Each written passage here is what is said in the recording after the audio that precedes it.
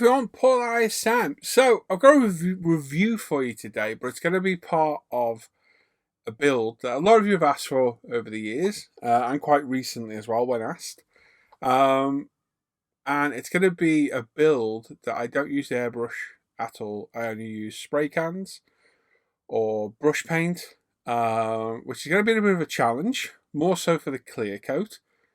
But I'm willing to give it a go because a lot of you have expressed interest. So I've gone and bought this Tamiya RX7 in 24 scale as the subject to use, mainly because it's a nice cheap kit to get, and I'll explain the reasons as we get into the review. So I plan to use Tamiya Primer, Tamiya TS paint, and Mr. Hobby Super Clear gloss for the gloss finish as well. So all the larger parts will be spray painted, and all the smaller parts will be brush painted. So what I'll end up doing is what I've seen a lot of mostly Japanese builders do, because a lot of them don't tend to have spray booths because they work out small apartments, is they use large pieces of cardboard, double-sided tape, and they tape all the parts down on the tape, spray one side, let it dry, turn it over, spray the other, and that way it's primed. Do the same with paint, and then we'll detail paint it all with brushes like we do normally when we're using the airbrush. So that's the plan, and that's the way I'm going to do it. Now, I've got to admit, I'm kind of looking forward to doing this, and I'm hoping a few people will join me along the way. It'd be nice to see, whether you're new to the hobby, experienced, a pro, whatever you are, wherever level you are, it'd be nice to see a few of you get involved with the build. So if you're up for it, post in the comments down below, and I'll start up a kind of buddy build to do. So my plan was to get the Audi to part 2, which we've done.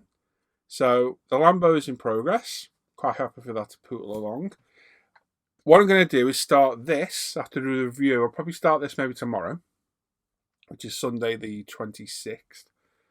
And the reason I want to start it is because once I get to clear coat, which I'll get to pretty quick, the clear coats can take probably a couple of weeks to fully harden to the point I can polish it properly. So I want to get it done, and then it can go and sit and cure of its own accord while I finished off the Audi, get the next part of the Lamborghini out, then we can come back and work on this. So that's my kind of idea around this. So if you're going to be going, oh, another project on the go, but there's a reason I'm doing it, and I want to get ahead of the game, get it all clear coated, and just let it sit and cure of its own free will. The lacquer paints take a lot longer to fully cure than 2K. 2K is cured in 72 hours. I leave for a week though at least. I reckon it's going to take a good 2 weeks to the point I can polish it without leaving tons of scratches in here and so on. So that's the reason for doing it. So we're going to review the kit today. I've got the kit, the colours I've just talked about there, and I've got a mask set as well that Alan very kindly sorted me out for. Cheers, buddy. And that's it. We're going to build it out of the box. I have considered changing the wheels. I'm on the fence about that one. And as I asked halfway through the review, should I stick with the kit wheels or put some larger ones on, which I have, which will be a near enough direct replacement? Let me know your thoughts. I kind of want to do it out of the box, but I kind of think it'll look better with the larger wheels on as well. Right, anyway, enough waffle and flannel. Let's get into the review and have a look. Hey everyone, please subscribe to the channel, click the bell notifications, get notified of our latest videos, give the video a thumbs up or a thumbs down, and leave a comment. I do read and appreciate every comment you guys and girls leave behind. I may not reply to them all, but they are all appreciated. And there's a link in the description of the video that takes you to a big long list of all handy videos and a lot of the products I use in my videos. You now have the chance to support the video content creation by using Patreon or the PayPal me link in the description down below. All the videos always remain free to watch. This is just your chance to help support the videos.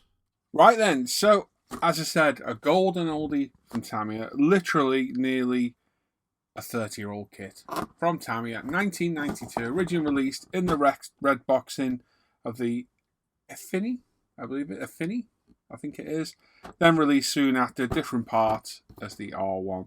So why did I pick this kit? Well, it's an old kit, but it's still kind of readily available. It's cheap. This cost me about £13.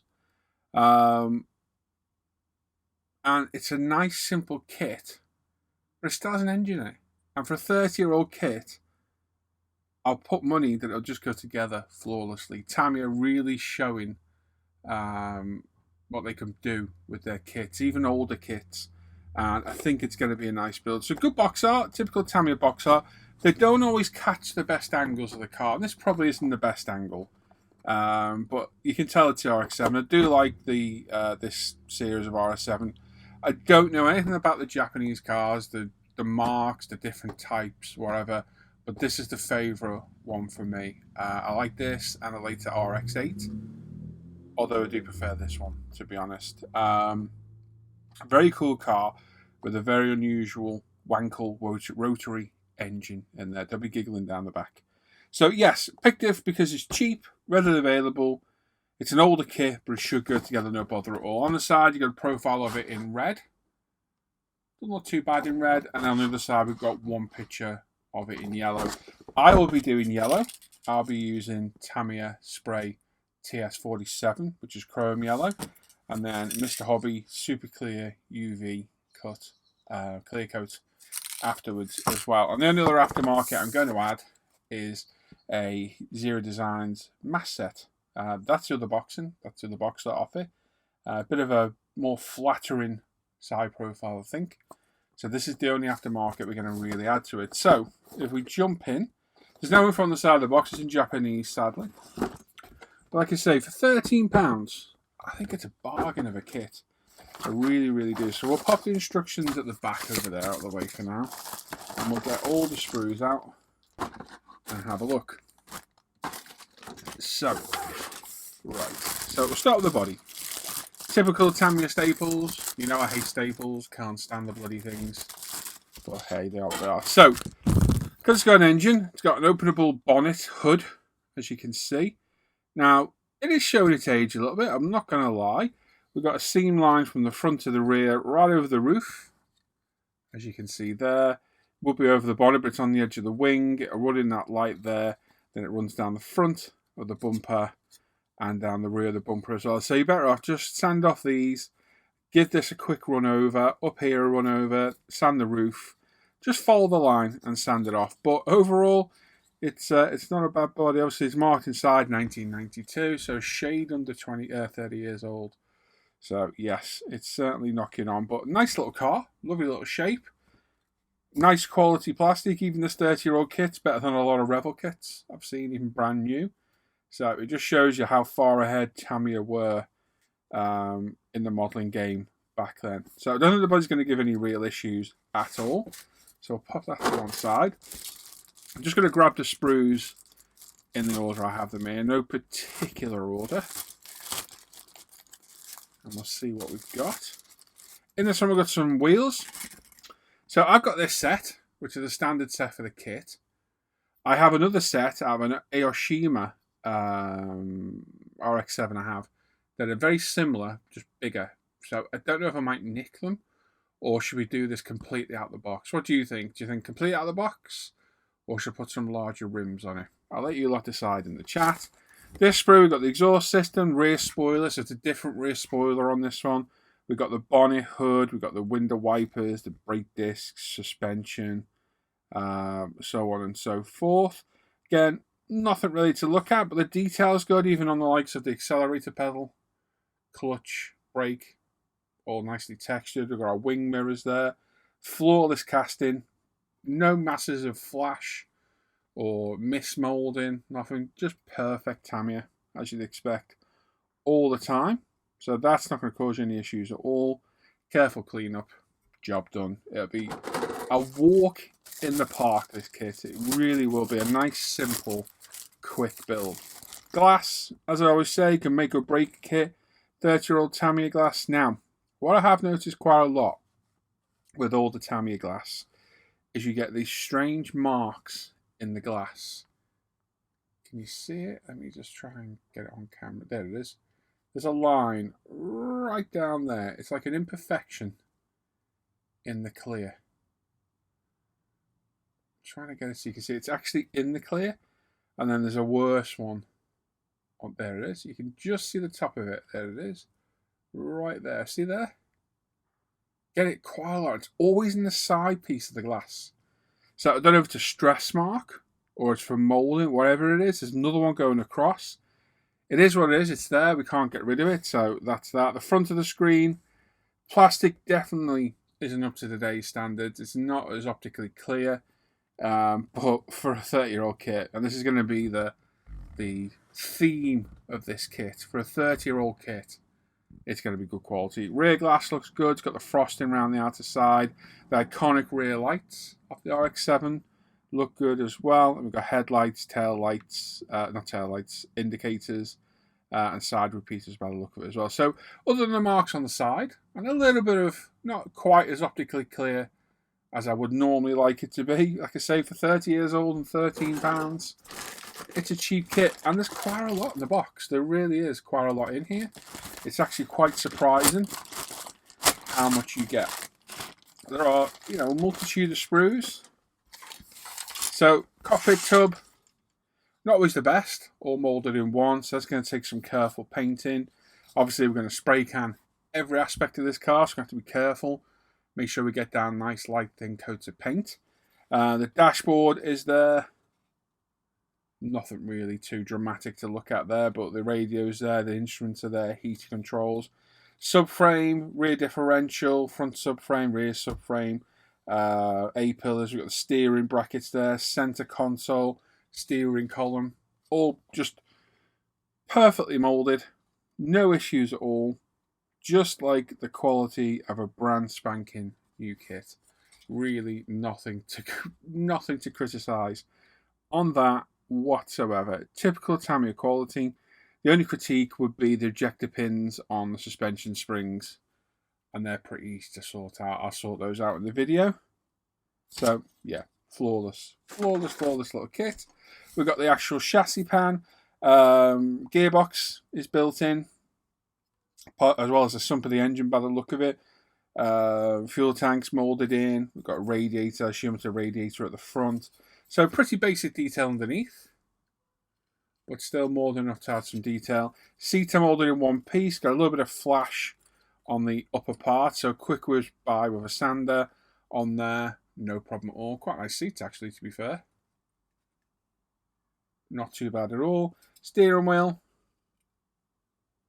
Quite nice steering wheel. Gear knob there as well. And the rear view mirror on the other side. The seats are really nice. Quite like those seats. Look quite nice and supported. I don't think they get my fat behind in there, but very nice. Very nice. Only little cars these, so yeah, definitely not for people like me.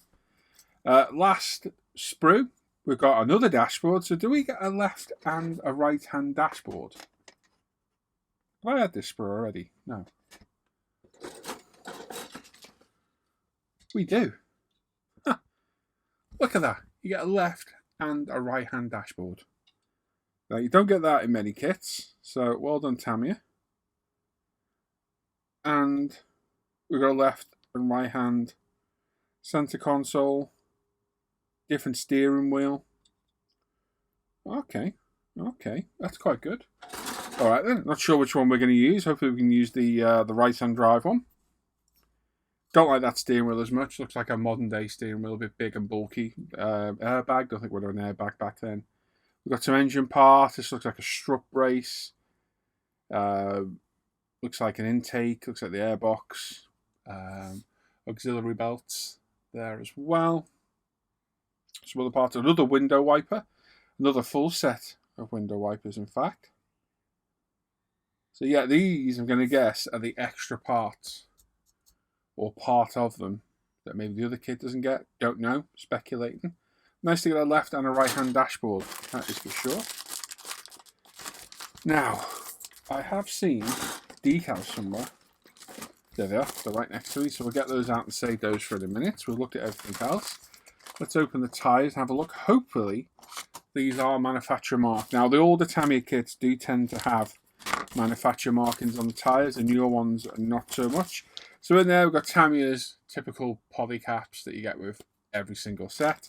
So those, and then 4 tyres, we're going to look at one, and they are Advan HF marked with the size 235 60.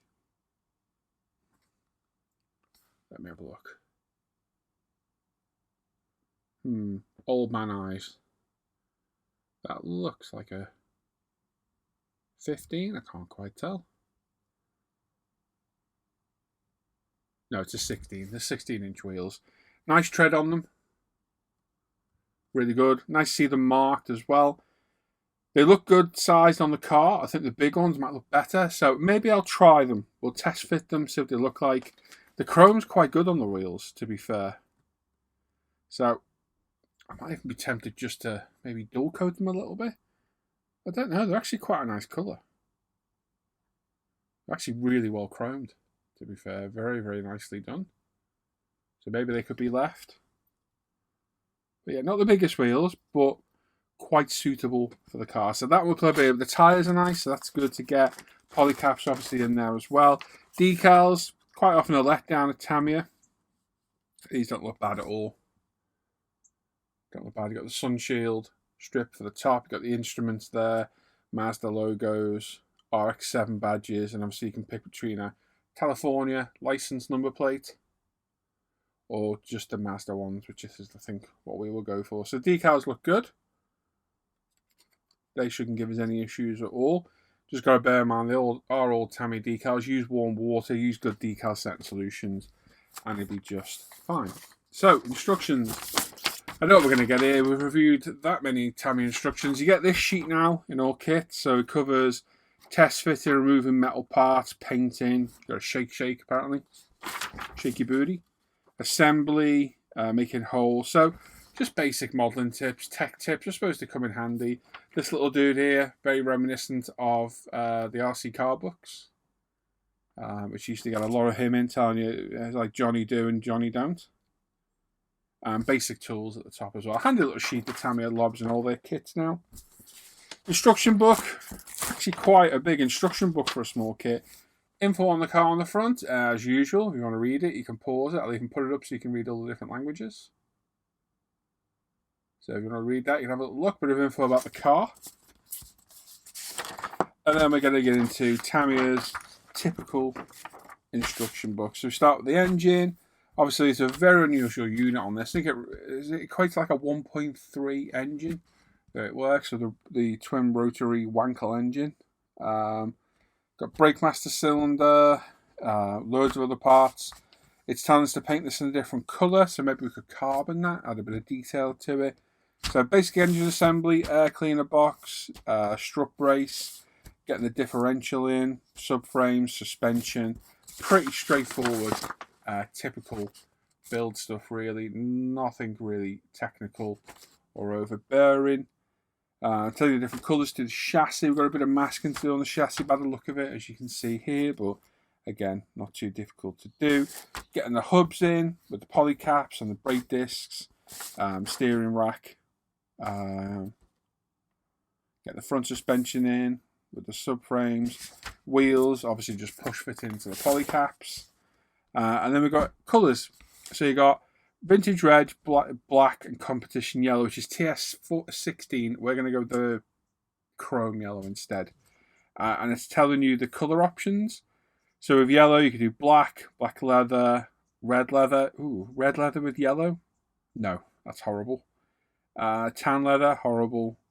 Black. So I think we'll probably go black leather with it. Do like a semi-gloss finish maybe. But it's a nice little thing to get there. Tell you all the different colours to go together. The interior goes together really well. If you've done this little lot under here, we have. So the dashboard is telling us to use the left-hand drive dashboard in this. Obviously, you've got the markings, the supports for the pedals on the left and the right-hand side. Yeah, so it shouldn't be too much of an issue. Black cloth, telling you the colours to paint them, quite handy. Still in the XF colours, obviously because it's an older kit, it's not going to be in the lacquers. Getting your tub onto the chassis, windows, then you paint them from the inside and the outside, so bear that in mind. You've got some black trim on the back. You could colour code it if you want. There's something I have thought of doing. I've looked at a few pictures of these and some of them quite often are colour coded. Getting the body on the chassis, which will be no drama at all on this. Putting your lights in, getting your wing mirrors on, and attaching the bonnet. The bonnet doesn't seem to be hinged like you get with Rebel kits, so it's literally on or off, which is a little bit of a shame. But that can quite often cause fit issues anyway, so it's not always the best thing to have. license plate on there as well. And then getting the rear glass on, which unusually for Tamiya goes on from the outside, quite unusual. Got your window wiper there, the rear light system on there as well, rear reflectors, and that spoiler on the back as well. And there we go. And on the back we've got decal placement and a side, front, rear, and overhead view of the car as well. All the parts are listed here, so if you're buying a second hand, you can check them off like I always recommend doing. And there we go. Quick review of the RX7. Right, there we go then. So, what do I think? I think for £14, that is an absolute bargain of a kit. There's enough in there to keep you going. It's still a really good quality kit after all these years. And with the addition of a window mask set, you're going to have a great build out of the box. Whether you're brush painting the whole thing, spray canning it, going to town with an airbrush, whatever way you're doing it, I think it's going to be a nice little build. And there are some detail up sets out there for this. There's trans kits for it to add wider arches and that, and they do look really cool like that. So I don't think this will be the last one of these I buy. I've got two Aoshima ones in the stash of different variants of the same car. But I bought this one because this one's cheap, it's readily available, and it just looks a really nice little build. So I'm going to start this tomorrow. Hopefully we'll get the first video part up by the end of the week. Should be quite easy to do. And then, like I say, we're going to let that sit, fully set and cure while we finish off the Audi and get the next part of the Lamborghini out, and then we'll come back and crack on with this build. As I said, if you want to take part in the build with me, I'd love to see other people give it a go. Call it the spray can challenge kind of thing. If you'd like to take part, post in the comments down below and I'll set up a kind of buddy build for it. But it'd be interesting to see who else is interested in doing it and what kind of results we can get. I have never fully, let me think, I've not fully rattle canned, spray canned a car or bike before, but I did spray can the clear coat on a build I did for E-models a long time ago, and that didn't come out too bad. So luckily I know how to use spray cans, so there shouldn't be any issue there. But let's see what the clear coat comes out like. Not a lot of decals on this, so we don't stand the chance of eating them alive, so that's good. But I'm interested to see what kind of finish we can get, and we're going to find out. So there we go. So there we are. If you're interested in supporting future content on the channel, I've got a Patreon me link in the description down below and a PayPal me link as well. Check out International Scale Model Facebook page and forum. Check out umpretail.com. We've not got this kit in stock. We've got others that would make great builds for this challenge if you're up for taking part. All fairly cheap Tamiya kits, so head on over there to www.umpretail.com. Check out my Paul ISM Facebook page where I'll be posting updates of this and info on the build, and all my modelling works go on there. That's on Facebook. There's links to all these in the description down below. And check out the Live at the Bench page for the live show, the Off Air Hangout group for the Off Air Hangouts, and the GB page as well for all the group builds, buddy builds that are always ongoing. There we are. Let me know your thoughts on this build down below. I do appreciate everyone that takes the time to leave a comment. Might not reply to all, but I heart and read every single one. So thank you everybody that takes the time to leave a comment. Make sure you smash that sub button, give the video a thumbs up, and click that bell notification to get notified of all the latest videos. I'll catch you all next time. Enjoy the rest of your day. Bye-bye.